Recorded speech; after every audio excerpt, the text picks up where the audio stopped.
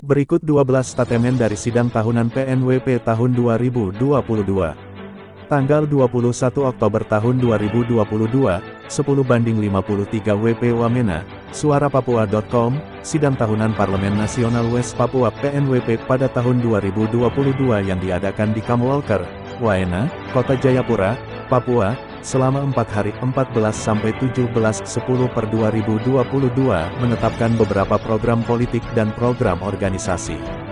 Bukhtar Tabuni, Ketua West Papua Council PNWP Pemerintahan Sementara West Papua, dalam siaran pers yang diterima suarapapua.com melalui pesan WhatsApp, Kamis tanggal 20 Oktober tahun 2022, malam, menjelaskan, sidang tahunan telah dilaksanakan hingga pada puncaknya membahas sekaligus menetapkan berbagai program yang akan dikerjakan di internal organisasi maupun eksternal bersama seluruh rakyat Papua.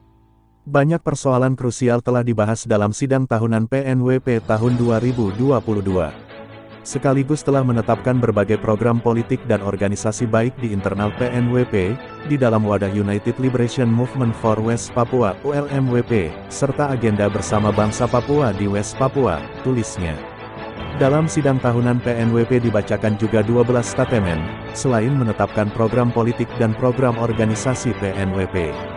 Pertama, sidang tahunan PNWP tahun 2022 menyatakan mendukung penuh kepemimpinan Bukhtar Tabuni sebagai Ketua West Papua Council Pemerintahan Sementara. Kedua, PNWP mendukung kepemimpinan Benny Wenda sebagai Presiden dan Edison Warongi sebagai Perdana Menteri Pemerintahan Sementara West Papua. Ketiga, PNWP mendukung pernyataan dari Joseph Borrell, Kepala Kebijakan Luar Negeri Uni Eropa, pada tanggal 22 Februari tahun 2022 yang mendesak Indonesia untuk membuka akses bagi kunjungan Komisi Tinggi HAM PBB ke West Papua. Keempat, PNWP mendukung pemerintahan sementara untuk mendesak pemerintah Republik Indonesia agar membuka akses bagi jurnalis asing ke West Papua.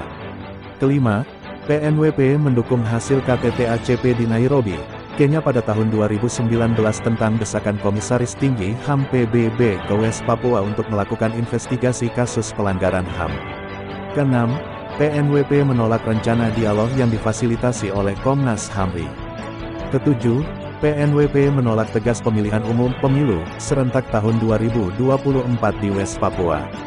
Kedelapan, PNWP mengutuk tindakan mutilasi yang dilakukan oleh 6 anggota TNI pada tanggal 22 Agustus tahun 2022 di Timika. Kasus pembunuhan dan mutilasi tersebut kami nyatakan sebagai kasus pelanggaran HAM berat.